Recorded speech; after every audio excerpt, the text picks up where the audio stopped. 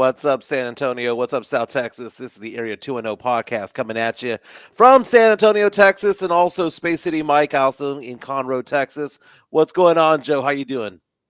Doing good, man. We had some breaking news before the show gets started here, and there's something that we're going to discuss. Yeah, so it's interesting. I woke up this morning, and one of the first things I do is I go to ESPN.com. And what I wasn't expecting was a full length article by Michael Wright and Ramona Shelburne talking about Greg Popovich and his recovery from that stroke he suffered at the start of the NBA season. And when I say this is a lengthy article, we're talking 20-minute read easily. And it breaks down what happened that night. It happens what happened afterwards, how long it's taken for him to recover, whether he's ahead of schedule or behind schedule. Joe, this was it was a brutal read, man. It was a very, very brutal read. Yeah, I mean, it was. I'm kind of reading it myself because I was reading it before we started the show, So the and it's article, the oh, go ahead. timeline of what happened. No, it's giving you the timeline of kind of what happened. Right. So the article talks about Keldon Johnson being the veteran of the team. I know he's not the oldest on the team, but he's the most tenured player on this roster. And how, he's only known one way of basketball in the NBA, which is being coached by Greg Popovich. And it talks about the fact that Pop was at the Frostbank Center when he had his stroke, and that Keldon Johnson could see the commotion. And that Keldon started to, I guess, freak out a little bit because, what the heck is going on? And it goes on to say about how difficult of a night it was. Tom James, who's the head of public relations for the Spurs and has been for the better part of 30 years, basically was telling everybody, stand back. He's being taken care of. Ambulance comes by, takes Greg Popovich to the hospital. And that night, the Spurs public relations basically lied and basically said that it was just a minor thing. He was under the weather, was the phrase that they used, but that everybody in the Spurs organization, including the players, knew that Popovich had suffered a very, very debilitating type of thing, type of episode. Goes on to say that the one part of it all that I thought was most brutal to read was talking about how long it took for Pop to start to walk. And it said it took several months. Well, let's see. He just recently spoke in front of the team, right? So this happened what?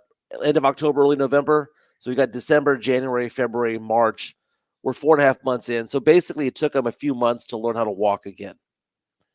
At this point, Greg Popovich is saying that he wants to come back, that he's doing everything he can to come back. And the headline of this particular um, article is Pop gets to go out on his own terms, right? The should be the headline. He's earned that. It's Pop's decision. He's earned that. Inside Greg Popovich fights to return to the sideline. Goes on to say that Harrison Barnes thinks that Pop is more recovered than most people who have gone through a stroke. Say that he's probably, even though he's 5 months removed, he's probably about 9 to 10 months along the way. But still, when you hear that Pop was hospitalized for a few weeks, when you hear that he wasn't able to walk for a few months, and that he's barely able to get up and talk to the team, it's a very sensitive situation to kind of go with on this. The article goes on to say that the Spurs have had 6 plans in place to give the team to somebody else when Pop retires. And it named all 6. It said that this was supposed to be, a team that Mike Budenholzer could have taken over. This is a team that Ime Udoka could have taken over, that Will Hardy, that Brett Brown, that there has been a succession plan in place 6 times, and that Pop has out coached all 6 of those plans. And then when it finally happened, when you needed to have a coach step up, which was Mitch Johnson, it happened to be the one person who was the least prepared, the least experienced of the bunch to come in and take control of this team. That Ime Udoka could have done it easily. That Will Hardy could have done it easily. That Brett Brown could have done it easily. But instead, the job fell into the hands of Mitch Johnson, least experienced, the least bona fides, if you will. And it basically comes to say that, it's a very sensitive and touchy subject because Pop is part of the San Antonio community. Pop is part of the Spurs legacy, and he's already a Hall of Famer. He mentions the fact that his wife passed away about 7 years ago, and this is what he lives for. He lives to coach. But at some point, it's a decision that needs to be made, and the Spurs are making it so that it's Pop's decision to fire himself, to retire, if you will. Look at Jordan Schneider on YouTube. He's saying, "Was Becky one? More They than did not. more They than did not likely name she her. was." I'm just saying, more than likely she was one because seemed like she was poised to almost be ready to take the helm, right? They liked her, but Ramona Shelburne and Michael Wright and Art writing this article never once mentioned Becky Hammon. Yeah. But I'm just saying, in her eyes, she'd been around for a while. She'd been on the coaching staff here, being an assistant coach for many years. Mm-hmm. She knew the players, she knew the system. Everything seemed like, hey, things are lining up again. Maybe she would be the first first woman to be an NBA head coach. But that was not to happen because Coach Pop again, hey, I'm going to keep coaching this team. I'm going to keep coaching this team. I remember I got raked over coals about 4 years ago when I came out with the hot take. And I said at that point in time, it's time for the organization to move on from Coach Pop. And people came after me. People wanted to come at me and make fun and say all these nasty things. But where was the lie? Right. Well, They should I'm have reading. moved on years ago. They should have moved on years ago. I'm reading part of this article here, and it says it does mention Becky, but it basically says that the first person that was going to be the successor was Mike Brown, who ended up winning a chip elsewhere. Then it was going to be Mike Budenholzer, who won a chip in Milwaukee. No. Then it was going to be Brett Brown. Then it was going to be Ime Udoka. At some point, they flirted with the idea of Becky Hammon, and then it became Will Hardy. Then it became James Borrego. Then Monty Williams. Then Taylor Jenkins. And it went on to say that there was about 6 really solid plans in place, but we listed 9 names right there. And every single one of those people were more respected, were more prepared, more experienced than Mitch Johnson. So much so that when Mitch Johnson was introduced to the media, again, he's an assistant coach with the Spurs. Tom James, according to this article, who's head of public relations for the Spurs, said, for those of you who don't know who this guy is, his name is Mitch Johnson. He's been with the team. He had to give Mitch Johnson's resume to everybody the night that he took over the team. I found that to be interesting. That he was the least prepared for it all. Makes sense to me. But that's the weird thing about it. Is it his choice? And it's just one of those things. Sam Salinas on our chat right now, which is powered by MCS General Contracting, comes out and says, by that logic, then Jerry Jones has earned the right to leave the Cowboys on his own terms because from a business standpoint, he made the Cowboys the most valuable team in the world. Get the hell out of here with that. And that's the position, Joe, of about half of San Antonio. If you had this whole situation about a year ago, 80% of Spurs fans would say that no, Pop has the right to go out on his own terms, that it doesn't matter how many losing seasons in a row he has. It doesn't matter if no one considers him to be a good coach anymore. I mean, when they name Joe, when they interview people from all over the NBA, current players, current coaches, current executives, none of them name Pop as one of the best coaches in the NBA. In fact, they don't even have him in the top 10. Was he an all-time great? Yes. Is he a Hall of Famer? Yes. Is he on the Mount Rushmore of great coaches of all time? Yes. But everyone in the NBA has recognized that that ship has sailed, that he is no longer, even before the stroke, was no longer a good coach. But because of loyalty and because the ownership is still run by the whole family for the most part, they leave it so that Pop can make this decision. And they don't. What the Spurs don't want is the backlash of what would happen if they actually do fire him, or they do say, "Hey, force him into retirement." They want to make it his choice because at this point, what are the Spurs going to do? What are the Spurs going to do? right? It's a bad PR move at this point. But at the same time, Pop put this team in this position. The oldest coach of all time in NBA history was Hubie Brown, and that was at age 71. Yeah, And that's expensive. at age 70, he had health issues and he couldn't complete the season that he started at age 71. Hubie Brown Greg, just retired this earlier this season. well, as an announcer He's in an his announcer, 90s, 90 something years old. I'm like, but damn. as a head coach doing 82 games, and then you count the preseason games, the playoff games, and all that stuff, and all the travel. The oldest head coach ever in NBA history was 71, and he got jacked up at 70. Greg Popovich at 76, trying to be a head coach next season at 77. That makes no sense to me. And this is hubris. This is how shall I say it? Narcissism. It is what it is, man. There ain't nobody in San Antonio more narcissistic than Greg Popovich. There is nobody. Does he deserve that right? Well, yeah, kinda. Got us 5 chips, right? 5 titles, 99, 03, 05, 07, and 2014. He got us to a 6th one in 2013. He obviously deserves that. But the idea that he was still coaching at 76 and 77 is straight up narcissism. Everyone knows that he is no longer the best coach. We may fantasize and think that 2014 is going to come around, but my God, Joe, that's 11 years ago. You should have gone off into the sunset like David Robinson when Robinson got his last ring. Go out a champion. Dude, if Popovich had gone out in 2014 after beating LeBron, Dwayne Wade, and Chris Bosh, he would forever have been known as the greatest head coach in NBA history.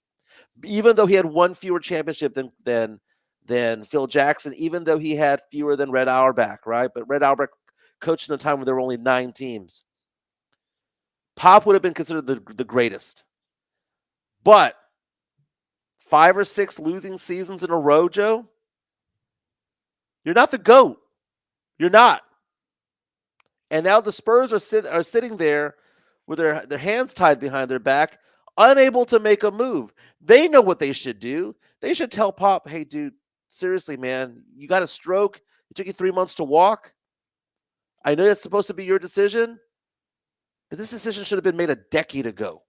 Should have been made, yeah, a long time ago. They had opportunities, as they said, they had successors in place, but that was not to be. And then, the other thing that I'm looking at in this whole thing is we had told people, right, when it was announced that there was something amiss with Pop, and then it came out that he had a mild stroke. Mm-hmm. I remember we were talking about it, and I had said something to the effect of, doesn't matter how mild the stroke is, you're going to have lingering effects from it. It's going to take you a while to go ahead and learn how to talk, learn how to walk, learn how to move again, because you're going to be partially paralyzed from either your left or your right side, depending on the severity of the stroke itself. I know because my dad has gone through several strokes because he's diabetic. So I understand the severity of things and how long it takes to rehab. And I had explained that. And sure enough, now that you're seeing this ESPN article, it doesn't matter how mild the stroke is, the rehab from that, it takes some time because you have to train your body to be able to do the things it did before the stroke, before he had the stroke. When I've seen somebody recover from this, in my opinion, it's something that's always going to linger with you. You're going to have lingering effects no matter how severe the stroke is. You're not going to be able to be the person that you were before. You can live a fruitful life, you can have a great life, but it's just not going to be the same that it was before. And you look at Coach Pop, eager to return, wanting to go ahead and coach because that's his passion. At this point in time, Spurs fans have to come to the realization of one important thing. He's going to be incapable of doing the job that he did before. He's going to be a mere shell of himself, and it's not conducive to him to come back for his health in the long term to be a head coach, because this is something that he's going to have to deal with moving forward. And in my humble opinion, I think he needs to concentrate on his health first and foremost and just leave basketball behind at this time. And you would think that he would put his health above everything else. Yeah. And it's sad because, I come at it from a standpoint of a fan. I want the Spurs to move on as a fan. I don't want anything bad to happen to Greg Popovich health-wise. I didn't wish this upon him, But you would know if you follow me on Twitter or my old radio station show, whatever, that I've been talking about that it was Pop's time to leave a long time ago. Here's an excerpt of the article, which is on ESPN, ESPN.com, again written by Ramona Shelburne and Michael Wright. It says Popovich was in communication with his coaching staff, front office, and several players throughout rehab. Multiple players and team officials have said. Keldon Johnson says that he could tell from the text messages and calls that he received from Pop that Pop has been paying close attention to the team throughout the season. He'd tell me that he's proud of me and that he loved me in long conversations, that he'd really push me through that to the next day, end quote. So Pop is still in the mix somehow. Yeah. Still in the mix somehow. And it's players, it's all these other people saying that this is what's going on. And, Pop is being Pop, right? Pop can't just simply recover. He can't just simply just do nothing. He needs to be part of the day-to-day of this team. And whether it's text messages, phone calls, or whatever the case may be, he's doing it from a hospital bed. He's doing it from a bedroom. He's doing it from wherever because he's unable to walk. And at some point, the Spurs organization needs to move on. And as that whole article is saying, that the Spurs are making it his decision to make because it's a bad business move. It's a bad PR move for the Spurs to look at Pop and go, dude, you're done. We're pulling the plug on you. What they're hoping for is that he pulls the plug on himself and he just won't do it. Yeah. Look at this is the excerpt that, we're kind of seeing that matches the headline right here. They put, it's Pop's decision. One person close to the situation told ESPN he's earned that. Mm-hmm. If he was healthy, yes. But at this point, I mean, the organization needs to go ahead and kind of look for the successor and move on, in my opinion. And in the summertime, have Coach Pop roll him out there, give him his roses, send him out with the respect that he's deserved. He's done a lot of great things for the organization, for the community. And the thing is, it brought him back again to be a head coach because the one thing that he does very well, even though, maybe the coaching might not have been there anymore, he's a great leader of men. Right. He's great at leading. He's great at being there for these players and forming that bond. He's like the father figure of the team. And I get all that. But Well, he was a father figure of the team, but now he's a grandfather figure of the team, yeah, Joe. He needs to, at some point, you need to go ahead and move on and look to the future of the organization. And what does that look like without one Coach Popovich at the helm? John G reaches out to us on our chat powered by MCS General Contracting saying, I believe that Kawhi Leonard's situation marked a turning point, transforming this franchise from a promising one into a declining one. Pop is merely attempting to navigate through this challenging time. Mario reaches out and says, Pop the martyr. And then Chris Leha of MCS saying, y'all need to stop calling it a mild stroke. Dude couldn't walk for 3 months. What's mild about that? That's what the organization's sticking to, man. Are we to say that Pop is suddenly going to be able to take part in an 82-game season? That he's going to be able to do the traveling, the coaching in the offseason, the draft? Get the heck out of here, man. Right now, Pop is done. And the Spurs can't tell him that he's done because Pop is too much of a narcissist to make that happen, to let that happen. Again, I hope Pop recovers as much as possible. I never wish this upon Pop. But this team needs to move forward, needs to move on. It needs to move on. Yeah. And as long as the idea, the whiff, the smell that Pop could come back, then the rebuild will never actually happen. It never will. July 26th saying it's time for Mike to take over as head coach with Joe as assistant coach. I can be Joe's assistant, man. I can be the shot doctor. When it comes to it all. What are you going to tell Sohan? Every time you break a shot, what are you going to do to him?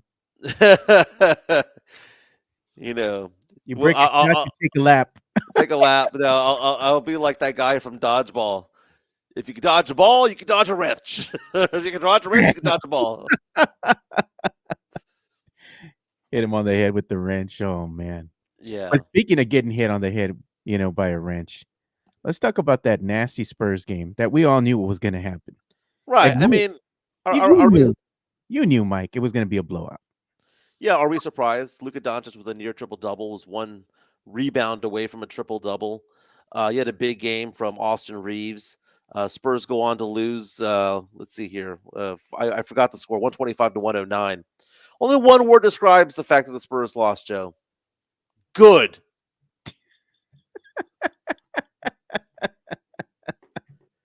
Yesterday, Does that help with the tank? the Portland Trailblazers won yesterday.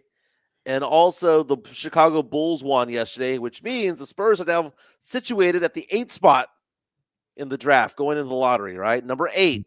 The odds of the Spurs getting down to the number 7 spot are very, very, very, very difficult, man, because we're like 4.5 games away from the 7th spot. We have to lose like 12 or 14 or 15 games in a row down the stretch to make that happen.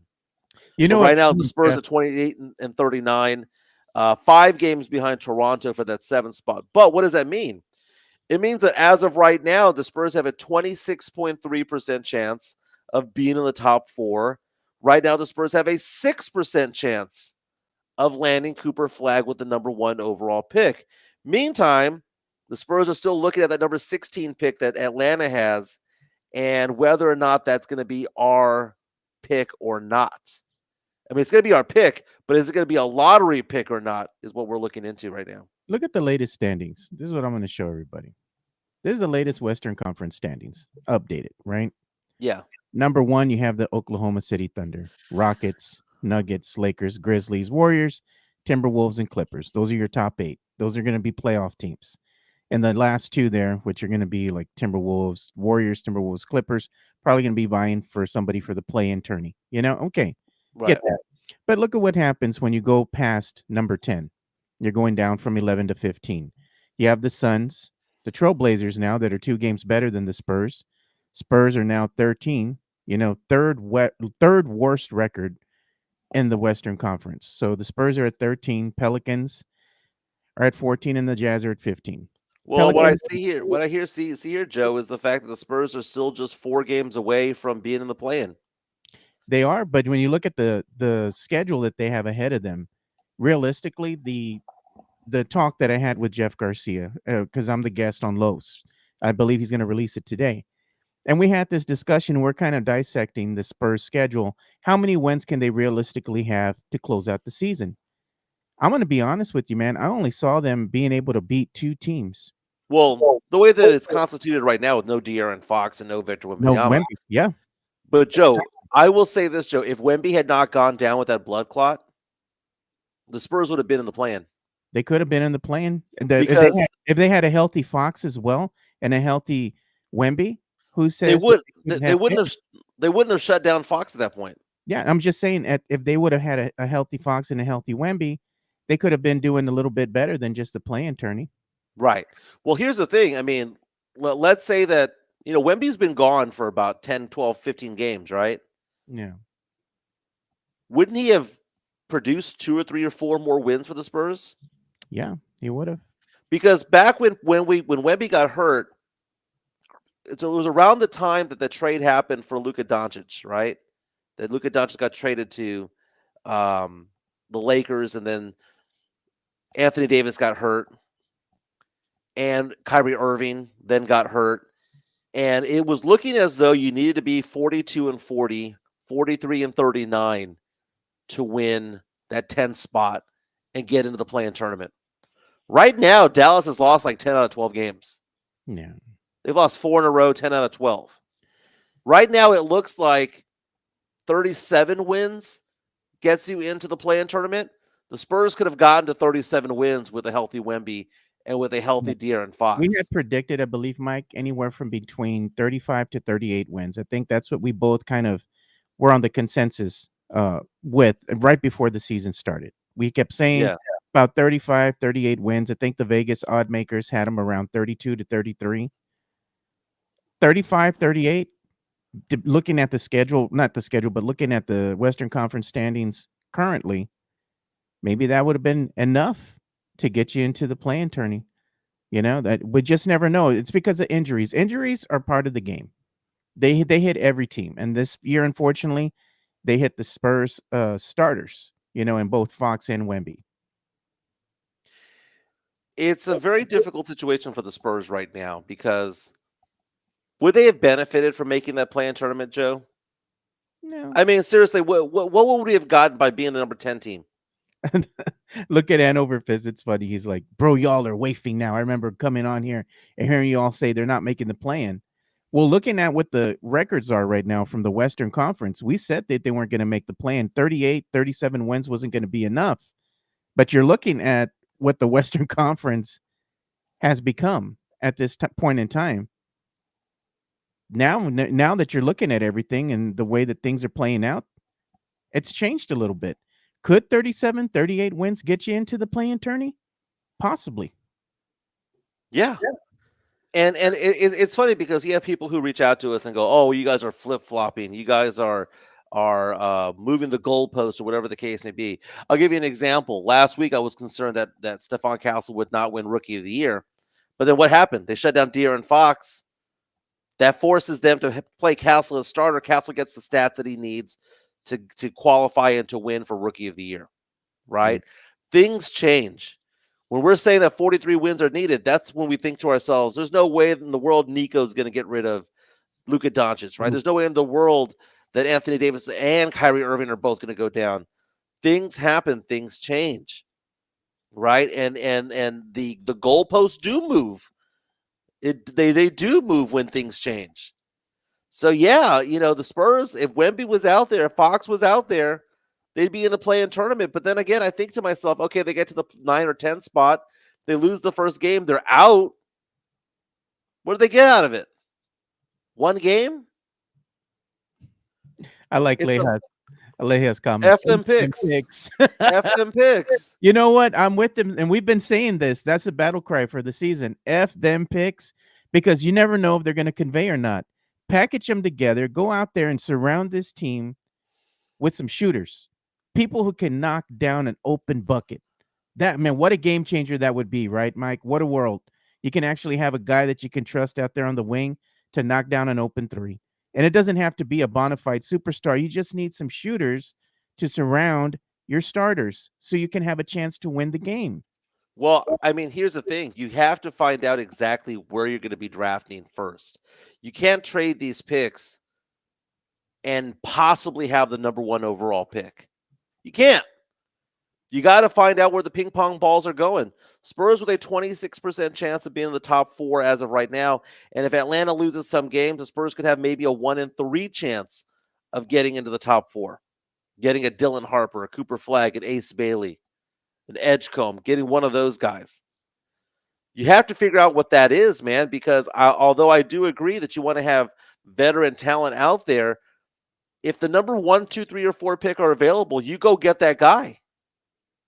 You go get that guy. We got that guy in Stephon Castle. The problem is that 1 through 4 or 5 typically are pretty good players. You need to have a good GM to evaluate talent and then develop the talent when you're picking 7 through 25, 7 through 15, right? You can get good players at 7 through 15, right? If you look at the all-star teams, most of them are 1, 2, 3, and 4 picks. They are. You get some 7, 8, and 9 picks, right?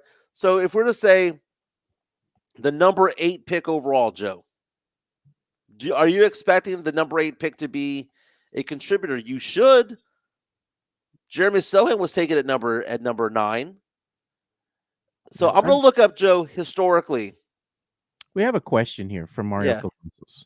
He says, question, is Cooper Flagg the consensus top overall pick in the upcoming NBA draft? Of course he is, yeah. By far. So here's the number 8 pick in the draft, Joe.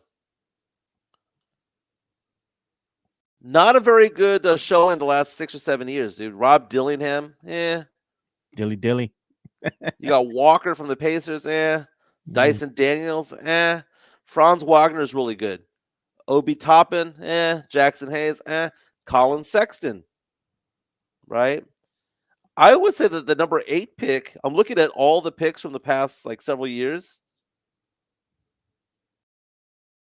It hasn't been really good, Joe. The number 9 pick has been better than the 8 pick historically. Man. Jordan Schneider reaches out to us on our YouTube stream. Says we won't be able to afford another top 4 pick long term.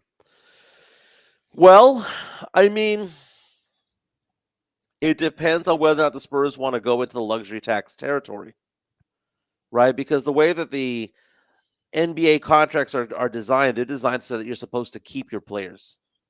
That's why Wemby's not going to go anywhere unless he forces his way out. Spurs had him for a 4-year deal. And then the next deal, he's a restricted free agent. So all the Spurs need to do is just match it or give him the Supermax. And if he qualifies for the Supermax, so that's it. He's with the Spurs for 8 seasons if the Spurs want to be bullies about it. But Joe, right now we're all looking at that Atlanta pick. We got to cheer for Orlando. We got to cheer for Miami. And we got to cheer for whoever is playing against Atlanta. We got to cheer for Trae Young to blow out an MCL and end the season. We need what are the Hawks at currently in the East, Mike? The number 7.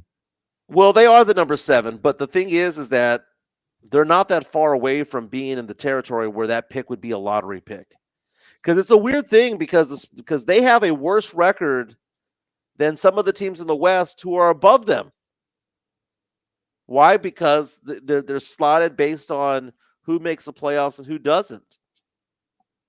So right now in the standings right now, you have Atlanta sitting there at the number 7 spot at 37-36. Atlanta has lost the last 2 games, but prior to that had won 7 out of 10 before that. You have Orlando a half game behind Atlanta. Let's see Atlanta's schedule. Who they got coming up, Joe? Well, let me go ahead and pull it real quick. I got it right here.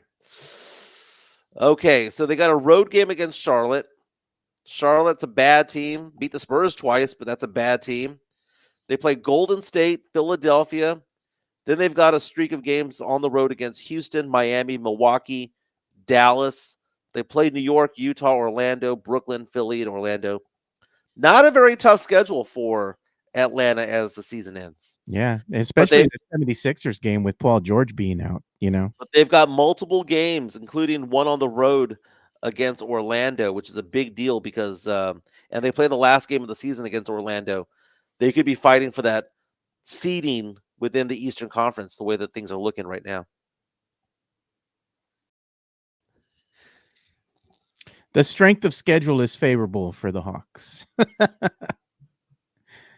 And this is where they stand currently in the Eastern Conference. You have number 1 is the Cleveland Cavaliers, and you're looking right now, the Hawks are at number 7. They're almost, I think a half a game or something like that ahead of the Magic. Right. Yeah. JHNSB is singing Dyson Daniels' praises. Yeah, Dyson Daniels has improved since leaving New Orleans. So this is his first. This is a breakout year because he had some injuries to several players on Atlanta. And then they did some trades as well. DeJounte Murray is gone. So Dyson Daniels has improved this season, averaging 13 points per game. Let's give some love to our good friends over at MCS General Contracting. We have Chris Leha in the chat right now. They do that Diamond Heart Concrete. They do it right. They do it well. They don't do it for cheap, but they do it right. MCS General Contracting, more than 30 years of combined experience in concrete placement. They are the best in the business. Honest pricing, high quality work. They get going on house foundations, driveways, concrete patio decks. If you want to extend the deck, extend the driveway. If you're a business and you need to put together a slab, a parking lot, or other concrete placement services or sidewalks, reach out to MCS General Contracting at 210-774-9155. They're confident in their skills, so give Chris Leha over at MCS General Contracting a call at 210-774-9155. And thank you for being a sponsor of this show. That's right. That Diamond Heart Concrete. You can give them a call at 210-774-9155. 210-774-9155. I said they don't do it cheap because, as Chris has mentioned to me, you get what you pay for. Okay? No. Not say that they're expensive, but what I am saying is you get what you pay for. I'm a happy client myself. They did a fantastic job at one of my houses. Amazing. MCS General Contracting, 210-774-9155. If you need a house slab, parking lot done, sidewalk, become ADA compliant, all of that stuff, reach out to them, 210-774-9155. Joe, where do you want to go to from here, Joe? Why don't we go ahead and get into some NFL talk if there's anything to talk about? Uh, it's interesting, the Houston Texans, what they're doing right now. I think that the moves that they're making have been very, very positive, except for the offensive line. And that's a weird thing, Joe, because CJ Stroud had a fantastic year as a rookie, sophomore slump last year, and right now they're messing with his offensive line. You see what they're doing in Chicago by revamping, by getting Thune and guys like that, getting these all pros to come in as offensive line to take care of Caleb Williams. It seems as though the Houston Texans are going about it by saying, look, CJ, we're going to give you all the weapons you want, but we're going to give you a mediocre offensive line. And isn't that weird? Yeah. Isn't that weird? Isn't that weird saying we're going to get you all these stud receivers, going to get you quality tight ends, good running game, we're going to get you a good defense, but your offensive line, you might have to run for your life a little bit. Find that to be a little bit weird. You know what was funny to me and interesting at the same time is that I just saw somebody released an interesting, very interesting graphic here. We're going to show this, Mike. Let me pull it up here and show you what I'm looking at. So check this out. Somebody went ahead by the name of Dov Kleiman. He puts every NFL, MLB, and NBA stadium, ballpark, arena ranked by average reviewing rating on Yelp, Google, TripAdvisor, and Facebook. And it's very surprising. Who do you think is number one? Is the best venue to watch a football game at? A football game. A football game. Look at what they have at number one. Well, they have Field. They have Lambeau Field, and it's funny because my girlfriend and I are talking about like bucket list items of things that we want to do. Yeah. Right. Some of it is sports related. Some of it for me is concert related, things like that. If you had said, Michael, you could watch a football game at any field in the United States, where would it be? It'd be Lambeau Field. And I know our good friend Alex Noriega has gone on that as well. Yeah. He did a pilgrimage, if you will, to Lambeau Field. I'd agree. What else have they got on there? Look at Jerry World, where Jerry World ranks, number 24. I mean, hey, for a $1.5 billion stadium, it better be ranked up there. Number 2, PNC Park for the Pirates. Dude, I've heard so much about that, man. I've seen aerial images of PNC Park. It looks beautiful out there. It's a working class town, steel town. I got to tell you, man, Camden Yards. Yeah, man. Baltimore, Maryland. I was out there about maybe a year and a half, 2 years ago I went over there to watch my niece graduate. Mm-hmm. But when I was out there, we're walking around the harbor area that they have, because they have the Baltimore Orioles, right? And then you have the Ravens that are playing. And it's like a sports district that they have. It's beautiful, man. Great. It's a great venue, man. Everything's open air. It's just a nice place to be at, to walk around, lots of things to do. So I can see it, man. I can see that. Right. And so this is basically base MLB, NFL, and NBA is what we're looking at here, right? So we have Busch. So top 10, Busch Stadium, where the St. Louis Cardinals play baseball. The Oracle Park, where the Giants play baseball. Lumen Field, Seattle. That's a beautiful stadium. I've been on the outside, never been the inside. I've never been to Fenway Park. I've never been to Wrigley. Those are 2 bucket list items for me when it comes to baseball. Those are very classic, like very nostalgic parks. Exactly. Yeah. Kaseya Center, where the Miami Heat play. I've been on the outside. Looks beautiful. Target Field, where the Minnesota Twins play. The worst ones at number 90, Washington Commanders Stadium. Jeez. Number 89, the Oakland A's Stadium there in Oakland, which is not going to be used anymore. Where Allegiant Stadium, where the Raiders play, which is interesting because that's a brand new stadium. Levi Stadium, where the 49ers play, interesting because they have one of the best baseball fields, one of the worst football fields. Yeah. Golden One Center, where Sacramento plays. SoFi Stadium, Intuit Dome, Chase Center, NRG Stadium, number 81 in Houston, Texas. Again, what are they fighting for right now? What do they want? Stadium. They want a new stadium. It's going to be Stadium Row, man, because they're going to have the Astrodome next to NRG, next to whatever the new one is going to be. But I don't see anywhere here, Joe, Frost Bank Center. Toyota Center, where the Rockets play, number 69 out of 90. The Frost Bank Center is right smack in the middle. It's at number 54. Okay, Joe, remember when I told you that I've been to stadiums all over the country? I mean, I've been to like 6 or 7 stadiums in the Look at NBA. Toyota Stadium. Toyota Stadium's at 69. Remember when I told you, Joe, Yeah. that I went to the Toyota Center and I thought to myself, Frost Bank Center is better than this. Really? And this is agreed with me when it comes to it all. You should show this to Chica. Hey, check it out. Yeah. So the bottom line, Joe, is San Antonio, the Frost Bank Center is a meh. It's an alright stadium. It's not bad. It's not good. I have never I will bitch, moan, and complain about the Alamo Dome because the Alamo Dome is ugly as sin, right? Yes, man. It's so ugly, it's kind of cute. But you've never heard me complain about the Frost Bank Center.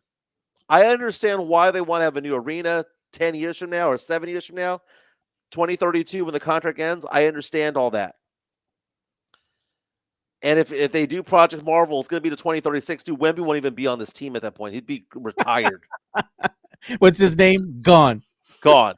What's done is more like it. But it's funny because I go to the Frost Bank Center and I think to myself, this is a nice venue. It's not elite. That's what teams want. They want elite. So what do you say? And you can't renovate the Frost. The Frost doesn't have the guts to do that. Let me tell you this, Mike, because we made a good analogy the last time. So the West Lakes Theater that's around the corner from me, is the Frost Bank Center the equivalent of that? Marbach Nice? No, it's beyond Marbach Nice. Is it Casablanca? No. Okay, so the it ain't no Flicks Brew House, man. Come on now. Okay. It's not Flicks Brew House. Okay. It is Northwest 14 Theaters. Nice. God. It's a nice theater. It's all right. It's all right. Half of them are better than that. Half of them are worse than that. It's all right. You know, it's not Bijou back in the day. You know, I mean, it's just all right. It's a good-looking girl. It's a homely girl, dude. Frost Bank Center is the girl next door who's not that hot, but not that ugly. You know, she means well, has a decent job, has some benefits. You turn the lights off. It don't matter, Mike. We all look the same in the dark. Where's the light? But if you're number 50 out of 90 after 22 years, that's a pretty good thing, man. Because if you look at the if you could put that back up, Joe. Yeah. If you look at the stadiums that are around it, right? If Frost Bank Center is number 54, it's basically saying it's the same. It's better according to this study than the TD Garden where the Boston Celtics play. Oh, it's better better than when the Phoenix Suns play. I've been to that stadium at Footprint Arena in Phoenix. Do you know what? The only thing I love about that place is you could do in-game betting in the concourse. Really? You could go down and place a bet on the game in the concourse. Interesting. Oh, look at this. Mario Cavasso says, IMAX River Center is nice. I thought that was an interesting graphic nonetheless, you know, just kind of putting everything into perspective as far as what are the better venues to go ahead and see a sporting event at, whether it be MLB or you're going to go and watch football, basketball. Okay. You know, that's interesting to me, the way that they put it. They laid it out there based on reviews from Yelp and Google and whatnot. And who's the best wide receiver duo in the NFL right now, Mike? Oh, it's Jamar Chase and T. Higgins. Look at what they put up here. NFL, the Fox on Fox Sports, NFL. They on the X, they tweeted this out. They said, "Who's the best wide receiver duo in the league?" And of course, they have Jamar Chase, T. Higgins, AJ Brown, Devontae Smith, Tyreek Hill, Jalen Waddle, Justin Jefferson, Jordan Addison. You have Mike Evans, Chris Godwin, you know, Devontae Adams, Puka Nacua, Cooper Kupp, and Jackson Smith. Okay. But out of the whole duo here, you're sticking with Jamar Chase and T. Higgins. You have to, man. Jamar Chase is the truth, man. If I know Justin Jefferson's great, right? And this is no shade on either one because both of them went to what university, Joe? Both of them went to LSU. But I look at it and I think to myself, I'd rather have Jamar Chase than Justin Jefferson. Justin Jefferson can run it deep. I think Jamar Chase is a little bit more fluent with his game. I think he's more consistent, less injury prone. I'll take that. I'm trying to find Mel Kiper Jr.'s mock draft today. Oh, let's see if I can find it for you. Yeah, he released a new one, but there's a paywall behind it. Oh. But I see who he has the Cowboys taking. Who does he have the Cowboys taken? He has the Cowboys taken. Let me see here.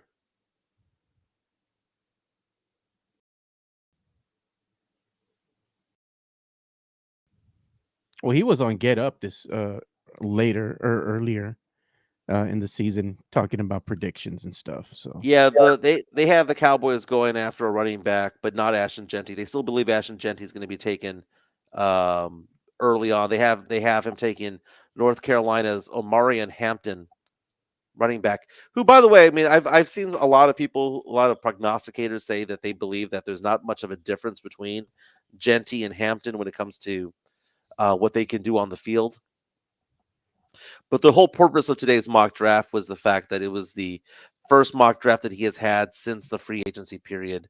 Yeah. The last one was beforehand. So, and there's right there, you got the top 5. At least he gave you that for free. Yeah, so he has the Titans going after Abdul Carter, linebacker from Penn State. But this was from compared to what I'm seeing here. This isn't like updated information, so we're not gonna. Never mind. My bad. Okay, not a problem, Joe. Not a problem. Let's give some love to Jeff Garcia from Locked On Spurs, man. Your daily content when it comes to the Spurs. Let me go ahead and get that. Locked On Spurs is your daily Spurs podcast, hosted by Jeff Garcia, the lead Spurs writer for Ken's 5 San Antonio. Jeff has a healthy plethora of guests all the time on the Locked On Spurs podcast. You can also follow Jeff on Threads at Jeff G Ken's 5 SA. You can also follow Jeff on Twitter at Jeff G Spurs Zone. So make sure you go ahead and give Jeff a follow not only on Threads and Twitter, but also on YouTube at youtube.com/@Locked On Spurs. This is where you're going to be able to find the replay of the Locked On Spurs podcast. Make sure to like, subscribe, and share. That's right. Go ahead and follow him at Jeff G Spurs Zone. More than 5,000 subscribers. I subscribe on YouTube. I subscribe on Spotify as well. Joe, I did find the mock draft, by the way. I do have it here too, so I'm going to go ahead and bring it up on screen for you. And I think I was able to log in here to my ESPN Plus account. So now we can actually see what was behind that paywall. So give me a second here. I'll get it for you. There you are. It's on screen now. You have number 1 overall. Yeah. Cam Ward going to Tennessee. So Cam Ward played for Miami, but also played for the University of Incarnate Word here in San Antonio, being the number 1 overall pick. Again, this could be a lot of different players going in different directions, but Cam Ward is the guy, according to Mel Kiper Jr. At number 2, Abdul Carter of Penn State, linebacker, would fall back down. Again, Cleveland Brown re-signed Myles Garrett earlier this year. He had requested a trade, but they re-signed him anyway. Monster deal. So now you'd have that whole two-headed monster defensively of Myles Garrett and Abdul Carter. The Giants falling into their lap, Shadur Sanders, a star going to New York. This is what the NFL would want. Travis Hunter, Heisman Trophy winner from Colorado, going number 4 to the New England Patriots. They could play on both sides of the ball. Jacksonville taking Mason Graham, the defensive tackle out of Michigan. Ashton Jeanty still at number 6. Here's the thing. All these mock drafts are saying Ashton Jeanty going to the Raiders, but guess what? All the people who cover the Las Vegas Raiders, Joe, say that they have no interest in Ashton Jeanty. So someone is wrong when it comes to it. Number 7, Jalen Walker, linebacker, going to Carolina. Number 9 is interesting for me anyway. Jackson Dart, quarterback, Ole Miss, also was a quarterback for USC back in the day. Apparently, Jackson Dart is rising up the ranks after the combine. The Saints have committed to Derek Carr for one more season. New head coach, new offensive coordinator. Okay, sure, why not? Number 12, Omarion Hampton going to the Cowboys. Texans picking at number 25. They have Josh Simmons, an offensive tackle, going to them. Other big names of notes, Kelvin Banks Jr. of Texas going to Kansas City, offensive tackle, falling all the way to 31, they believe. Oof. Golden of UT not picked in the first round, according to Mel Kiper Jr. Hey, by the way, we have March Madness starting this week. And if you want to take part in the Area 210 podcast March Madness thing, we can't call it March Madness, right? We have to call it like the bracket challenge or whatever the case may be. Just go to my Twitter account. Our good friend Alex Noriega, rather, put together this whole thing for us. We're going to have prizes for it. We're going to have restaurant gift cards and things like that. I'm thinking the top 3 get prizes, Joe. Yeah. We have pick your bracket, Joe. Yeah, we have plenty of PF Chang's gift cards here as well. So there you go. Hey, Joe, everyone's been complaining about the back of my room. Look what I found at my old house, Joe. There you go. Look what I found. It's going to be hanged up today. Very nice. Put it up there. You're going to hang it up with Chica's help? Chica's now a Spurs fan. Yeah, she's going to tell you if it's crooked or not. She's very particular about the way she likes her decorum too, and what you were telling me, she's pretty good at interior decorating, the house. Oh, I know. Yes. I mean, she has revamped my whole wardrobe, all that stuff, dude. Changing my life, baby. Changed my life for the better. I'll tell you this much though. Last night, I was driving back to Conroe last night, and she asked me if I was hungry. She's like, Michael, are you hungry, right? I'm like, no, I'm good. She goes, what'd you have for dinner? I said, I didn't have anything for dinner. I had beef jerky, which, by the way, we need to have a conversation about. Yeah. I was like, no, I'm good. I get home, and there's a plate of food there for me that she had made. She made fideo, right? She made fideo. She made beans, and she made enchiladas. Like she made those enchiladas, right? Dude, she was like, Michael, not a lot of women make food for their man anymore, but at least you got me, right? I'll take it. Look at Sam Salinas. I think they call that erasing the memory of the last woman. And look at this is funny. You put this on the X yesterday, and of course they're cooking you. And you put jerky. I don't get the appeal. Doesn't taste good. Dry as F. I ate the whole bag. Okay, so first of all, I went to Buc-ee's the other day, and I saw this whole wall of beef jerky, right? They got teriyaki, they got habanero, they got salt and pepper, they got all this stuff, right? And I was thinking to myself, what's the appeal to this? Because I've never been a beef jerky guy. I'm not saying that I hadn't tried beef jerky before, but I hadn't had beef jerky in a long time. And I thought to myself, man, everyone's buying beef jerky. Let me get some. So I got the teriyaki kind, right? It was disgusting. But I was on a 4-hour drive and I ate it all. Oh, man. That's like Jeff Garcia. He ate the whole sleeve of crackers during COVID because he ran out of snacks. He was telling me that story. I started cracking up. He's like, Joe, man, I ate the whole sleeve of crackers in one sitting. Hey, better to eat a sleeve of crackers than those who eat a sleeve of Oreos, man. Oh, dude, can you imagine a sleeve of Oreos? Damn. Dude, Chica has already said that Oreos are banned in this household. Why? Because you're going to eat the whole thing? Well, that and beyond that, she goes, do you know how bad they are for you? She's like, go get, any other cookie possible. Go get a Otis Spunkmeyer. Go get a Famous Amos. She's like Oreos are the devil when it comes to health wise. You know what cookie is really good for me that I really do enjoy?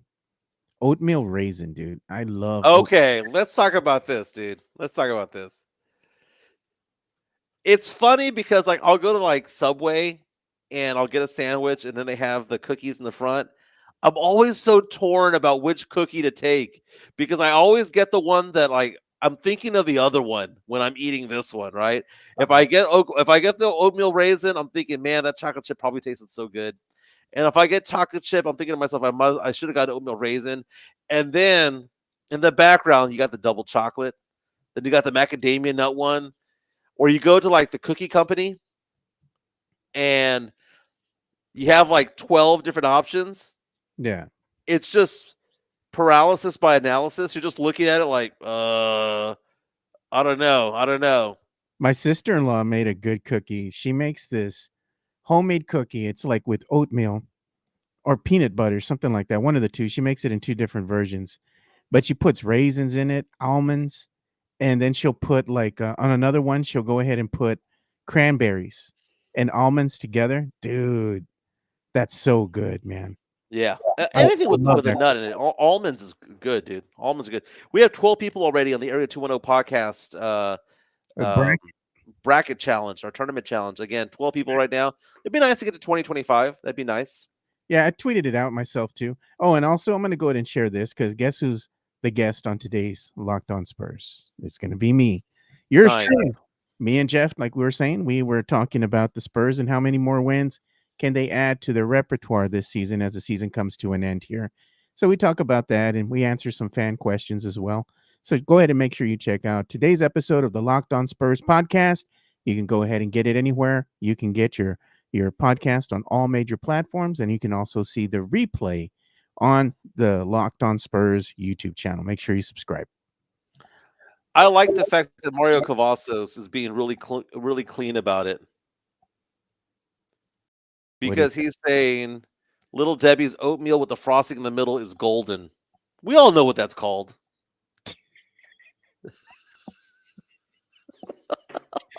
Demon Mike making an appearance.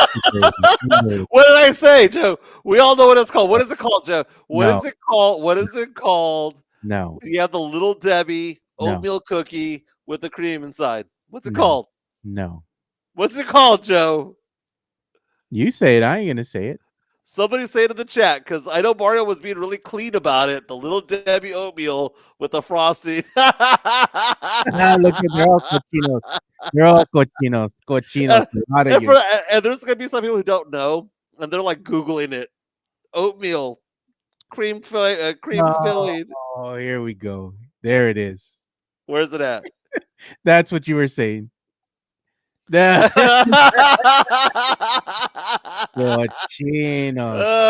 Cochinos. They're the necios. All the necios.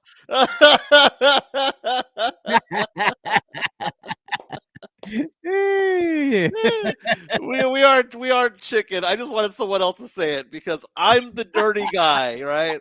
I'm Demon Mike the Cochino when that happens. Man, if you would have said that, yeah, Jeff is watching. He would have got that video and put it out there on the X and be like, "Cook." What is up with that? Because Jeff's been cooking you, man, since. Man, you were on ESPN I don't know, back man. in the day, dude. Part of it was pleasure, but it became an animal of its own, where Jeff is like, did Jimenez say this and that and the other? And it's like, no, I didn't, but no one knows any different, man. I mean, people believe what Jeff says about me, and Jeff says like 99% BS. Like yesterday, I mentioned the fact that my old mother-in-law was coworkers with Yolanda Saldivar, right? Because they both worked at University Hospital together in the same nursing unit. And he's like, did Michael say that he was related to Yolanda Saldivar? It makes perfect sense why he's going to pick her up from when she gets off of parole. God, man. Jeff is just an instigator. Hey, look, Sean's watching. Congratulations, man, on that hole-in-one, Sean. Yeah, Sean. I don't know if you saw the show yesterday, Sean, but we shouted you out. We showed that photo from Alsatian where they were shouting you out. You know what? Sean Quintero nailing the hole in one at the 12 at Alsatian last Wednesday.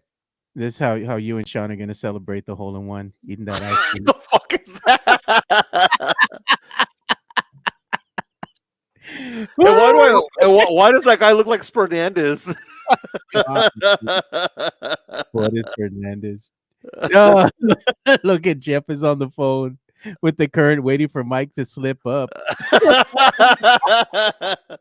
Mike called San Antonio poor. Did you see what Mike said today? Call him the current. Cook. The headline, Cook. Hey, do you want a little Debbie oatmeal cookie with the cream filling? God, you know what? I'm gonna bring a picture of that stupid thing up, man. Let's go ahead and bring it up here.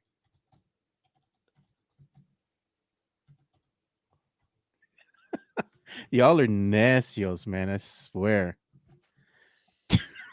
Oh God. There it is. There it is. There it is. The little Debbie's. Oh man. What is it called, Mike? Look at what it says. And look at how they spell cream. Like crema. So, can you go to TMZ Sports? Sure. You know who Tracy Morgan is, right? The comedian. Oh yeah, man. Formerly of Saturday Night Live on 30 Rock many years ago, has a very iconic voice. Everyone does the impressions of him. See what happened to him the other day? No, man. He was at a Knicks game and he was projectile vomiting on the floor in the front row. Jeez. So apparently he's a big Knicks fan. I mean, obviously formerly of Saturday Night Live. He's from New York. And apparently he had food poisoning and it caused him to vomit on the court, and they had to clean it up because it was literally inches away from the out of bounds line. That's gross, dude. Dude, I saw the video. I don't think we need to see the video. I'm not gonna put the video of this. Dude. I saw the video. It wasn't like a little. I mean, it was like a bucket full of vomit. Damn. They take him to the hospital. It looks like he was in the hospital. He's saying thanks. He was probably dehydrated too. He's a projectile vomiting all over the place. Yeah, that's crazy. He appreciates the MSG family for taking such good care of him. Jeez, dude. So did you see Jay Moore talking about when his wife met Tracy Morgan? Tracy Morgan is a big NBA fan, meets Jeannie Buss, who's Jay Moore's wife.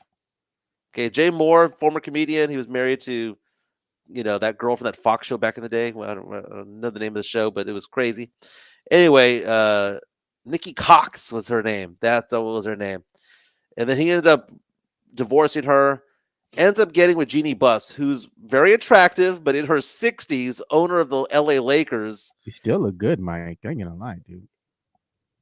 Jay Moore introduced Tracy Morgan to her.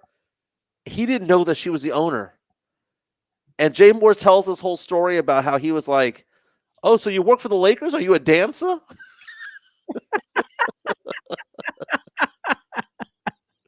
What the hell? Oh God, are you a dancer? Mario Cavasso saying that Tracy Morgan ate the white nachos. Oh, great callback. That was a great. So those of you who don't know this whole story, I took my daughter Gabby and my nephew Jacob to a Spurs game recently, and my daughter Gabby was like, "Dad, give me some nachos," and I'm getting up, and we're at the Frost Bank Center. They do nachos different ways. And I looked at her and I said, "Do you want Mexican nachos or white nachos?" Okay. Mexican nachos being the ones in that level that has like the refried beans, has the picadillo, whatever, right? The jalapenos, all that stuff. Mexican nachos. But that's what came out of my head, and I screamed it like down the aisle. Mexican nachos or white nachos? White nachos being what? The Rico nachos with the queso. That made perfect sense. Sam Salinas saying Nikki Cox used to be a Nugget. The work she has done messed her up when she played the blind girl in California Dreams. Okay, so first of all, that's a very good point. There are a lot of celebrities out there, mostly female, who have had um, they don't want to age, so they get stuff done. And don't get me wrong, it's nothing wrong with getting stuff done, but it's the overkill of it all. Nikki Cox was super hot back in the day. And then she got all this surgery that was not needed. We saw that with Meg Ryan. We saw that with Jennifer Grey. We saw that with a lot of actresses over the years. Renee Zellweger. You know, it's like they need a touch. They want to touch things up, and it just goes all crazy. Goldie Hawn was another one. It's crazy that they did that. But Nikki Cox, back in the day, that was with Bobcat Goldthwait on that one show with the talking dog. Worst show. You're talking about Talking Dog. Worst show that I ever saw with my kids, and I freaking hated it, Mike. If you grew up, right, and you were like a kid of the 2000s, right, you watched Disney Channel. Right. And your parents more than likely watched Disney Channel with you. I'm sure Gabby Girl and your kids used to watch Disney Channel at some point. So you had to have seen this stupid ass show called Dog with the Blog. Stupidest show I've ever seen in my life, bro. Dog with the Blog. Dog with the Blog. I hated that because you said Talking Dog, and immediately I thought of that dumbass show. I used to have to watch it. The kids loved it. I hated that damn show. Did we mention the fact that Jeremy Sohan got ejected from the game yesterday? No, we didn't mention that. Like, who cares, dude? Who cares? They got their ass blown out. They got their ass handed to him. He probably said, F this, dude. I'm going to get kicked out of this game. He was smart for doing that. Joe, why is the weather all wonky right now? I know, dude. That's what I was thinking, too. We have never had the wind that we've had, right? Over the past, couple of weeks? Mm-hmm. It's been screaming, howling. I'm like, what the heck is going on here, dude? We've never had wind like this before. There's a cool front coming into San Antonio just when you think spring is already here, right, Joe? Yeah. So we're entering those days where it's cold in the morning but hot in the afternoon. 40 in the morning and 80 in the afternoon. It's stupid, dude. 58 is the low today. 87 is the high. Then we have a cool front coming in on Thursday and Friday. The highs are only going to be in the low 70s, but the lows are going to get down to mid 40s, back into the mid 40s. Warms up again. But right now, it's that perfect time of the year. And I saw on Hulu last night, the new special with Bill Burr. Yeah. Bill Burr has a new comedy special. He has a ton of comedy specials with Netflix, but now they got poached by Hulu, and he has a new one on Hulu. It premiered last week. Couple of things about that, Joe. One positive, one kind of, let's talk about it. He was mentioning that the perfect time of the year is March 1 through April 30th because it's the best weather. And I agree. Yeah. That's where it's like hoodie weather. It's chilly in the morning. It's warm enough to go for a run in the afternoon or go do something in the afternoon. Walk, you know? It's perfect, and Bill Burr is great. What I was surprised by in the whole Bill Burr thing, because we live in a world where people get canceled all the time. He repeatedly used the F word, the gay slur, in his special. Yeah. He probably used it 7 or 8 times. He addressed it and said why he was saying it, and saying that he uses that word not as a slur towards gays, but he uses it as a slur towards people he thinks are idiots. Right? So he goes, everyone that I call the F word is straight. Right? And he goes, if I call that to somebody who's gay, it's simply because I didn't know. Right? And he goes on to say that the reason why he likes using that word is because it's great alliteration. We use the F word before it to say F and F, right? Yeah. And he says that that's just the word that comes out that his wife has come out and said you shouldn't be using that word, but that he just can't stop using it. And it was an awkward part of the show. I wasn't 100% offended by it all, but I found it interesting that Bill Burr is so big that he has an actual conversation piece about that word, saying that maybe, just maybe, that word doesn't mean what it means or what it meant 20 years ago. I think it's fascinating that he did that, and I've yet to see any blowback on it because it's the number one watched show right now, number one stream thing on Hulu, and I haven't seen any Bill Burr backlash. Is it because Bill Burr is a gay advocate because he says that he is? Is it Maybe. because he has an African American wife? Is it because he hates liberals? Is it because he hates conservatives? Is it because he's just kind of a middle of the road kind of guy? Is Bill Burr untouchable? Because for a while there, we thought the only one that was untouchable was Dave Chappelle. I don't know, man. I think it's because Bill Burr is just a likable kind of guy. You know, his Yeah. personality tend to have people, not at odds with him, but kind of liking the guy. You know, Mhm. Yeah. So I found this to be fascinating that Bill Burr was kind of just justifying himself, saying I'm not using the word as a gay slur. I'm using it in a different context. yeah. That's where it came from. But can you say that about other words? Can you say that about the N word? Can you say that about whatever, whatever, whatever? And it's just kind of, I found that to be interesting. It was a good show. It was a good special. There's no better stand up comedian right now in America than Bill Burr. I think Bill Burr right now is the king.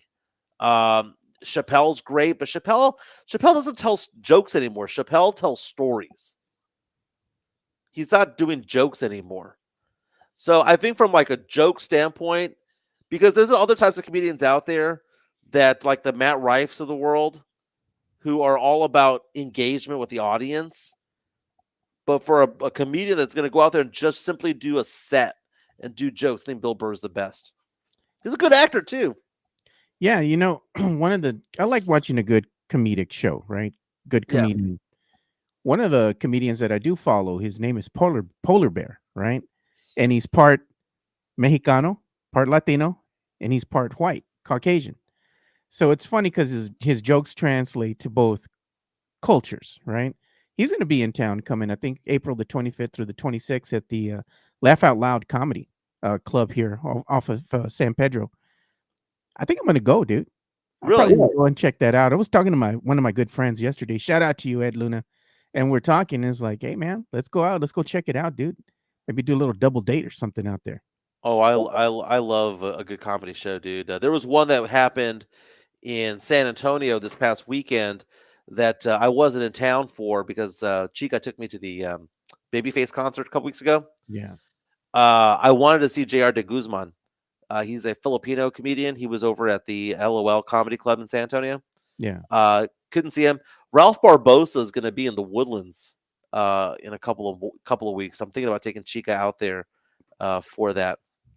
I think I'm going to go visit you and Chica out there here probably in the next couple weeks or so. I have Yeah. to coordinate with you guys, so make sure you're in town. But I had to go up to Houston to go visit some friends anyway, so might as well go and drive by and maybe meet up for dinner or something with you and Chica. Hey man, come swing by, dude. Swing by. Yeah, we have lots of friends out here that you've met before.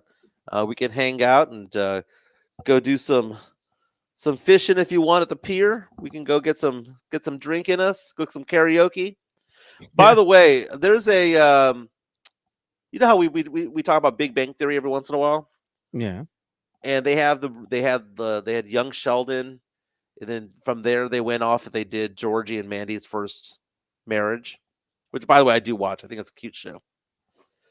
There are rumors out there that there might be another Big Bang Theory show coming out, Joe. Kind of like Did a you ever did you ever watch Young Sheldon?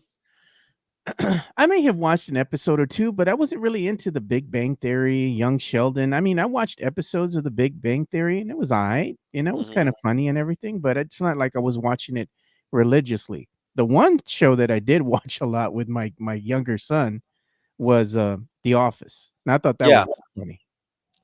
I can't get into The Office. It's I think certain skits are funny, certain scenes that I see on social media, but when I watch the show, doesn't do nothing for you. doesn't do anything for me. I think Parks and Rec is funny. I think 30 Rock back in the day was funny, Community and all that stuff. But Anyway, long story short, there's fans are asking for a Young Penny spinoff, and there are rumblings as if they can get that one off the ground. Look at Jesse Jeff. A saying, "Am I gonna get Joe to drink the Conroe Kool Aid?" Dude, I'm here for Chica. You know what? I like Conroe because I've gone before Mike even knew Chica. I already went to Houston a couple times because my daughter's boyfriend and his family, they're from Houston, so we went to go and visit them in Houston. I remember one time I was like, you know what? I want to go check out this place. It's called Dragon Bowl Sea. And Yeah, it was just about 35, 40 minutes away from Houston and Conroe, right? So I went out there and got my ramen noodle, bowl and everything on. It was a great little town, dude. I liked it. We just hung out there for a little bit, got something to eat, walked across the street, did some thrifting out there. Because right across the street from Dragon Bowl Sea, they have like a two-story thrift shop, where you can just browse and there's all sorts of stuff in the little nooks and crannies. And my daughter likes doing that. So I just went out there with her and had a good time. It was a good time, man. I liked it. Sam Selena saying, "Huh? What?" First, Mike starts the show by calling himself Space City, and now he's saying he'd be willing to fish off a pier. Take cover, boys. The end is near. Uh, so here's the thing: is that Conroe's not Houston. I No, man. hate the city of Houston. It's a sleepy little town, dude. It's quiet, man. So I was asking my daughter Gabby about that because we were when she was over here for 4 nights. I asked Gabby, "Do you think that this is Houston?" And she goes, "No." She goes, "This is called." She goes, "This is like calling San Marcos or Dripping Springs San Antonio, Yeah. right?" It is. It takes an hour to get to Houston from here. Yeah. So it's weird because I am situated as of right now. This is a rental house for the year, right? Rental house for the year. I have my business in San Antonio, so I got to figure this out. But this is 1 hour from Houston. We're 2.5 hours from Dallas. We are 3 hours from San Antonio, and we are 2.5 hours from Austin. It's kind of a weird, we're in the middle of all of that. I in 3 hours I can be to any city in 3 hours. I want to go to Dallas in 3 hours. I can be there in 3 hours. I want to go to Houston for an hour. I can be there too. But I don't know where I'm going to be a year from now, dude. All I know is I want to hang out with Chica. Maybe you all move to San Antonio. Who knows? Don't know. It's a very good possibility, actually. It's a very, very, very good possibility. It all is dependent on where can we find some good land for a good price. Man, I would love if you and Chica moved, if she moved over here with you to San Antonio, because I'm gonna probably be moving out of the house here. Full disclosure here soon, right? Right. So I'm gonna be busy doing stuff, and I get hungry. Maybe it's like, hey, Mike, tell Chica. Add Well, a she plate likes you. more. I know. It's like She thinks the world of you. I'd be like, tell Chica to add one more plate out there for dinner. Here I come. I'll bring her a bottle of wine or something. Very, very cool, man. Well, fellas, I got to get back to the office, man. The office being this room, but I got to meet with my clients on Zoom and whatnot and get things all organized. Going to decorate this. I got some Saints stuff here. I got some Spurs Nice. stuff. I'm going to put things on the wall. Got decorating to do, man. Yeah, in my old house there in San Antonio in West Bear County, I'm refurbishing right now. I got new carpeting that's going to be going in a couple of weeks, and then I've got backyard that needs to be tended to. I need to put some dirt and some sod back there. So yeah, I got some stuff to do, man. Stuff to do, but like I said, I hate the city of Houston. I really do. It's But driving there, dude. The highway is horrible. But I was going to ask you about the old house. yeah, Are you what's going up? to tell whoever's going to be interested in buying the old house that the lizard comes with the house? Dude, I was there the other day and the lizard paid me a visit, man. It's like so that. funny, dude. That son of a bitch is trying to kill me. And I'm not gonna lie, dude. When you're walking up the steps to the front of the house, it's kind of a little steep, dude. It is. Yeah. So when you have that thing just dart through you, it's kind of funny. Everyone have a fantastic day. Again, don't forget to subscribe to Jeff Garcia from Locked On Spurs and Kent's 5. Don't forget to give me a call, 210-508-0369, 210-508-0369. I am a retirement planner. So if you have an old 401k, old IRA, if you need to consolidate them, college savings, investments, things like that, reach out to me, 210-508-0369. I also do life insurance, disability, long-term care. If you need quotes for auto or homeowners insurance, reach out to me as well, 210-508-0369. Everyone hit the like button on the way out, and we'll be back pretty soon. But tomorrow, Joe, we back tomorrow, or are you out Well, tomorrow? tomorrow is going to be the last appointment that I have. Where after this, then I'm free, and then we can just resume our normal schedule, which is going to be the Monday through Friday kind of thing. Perfect.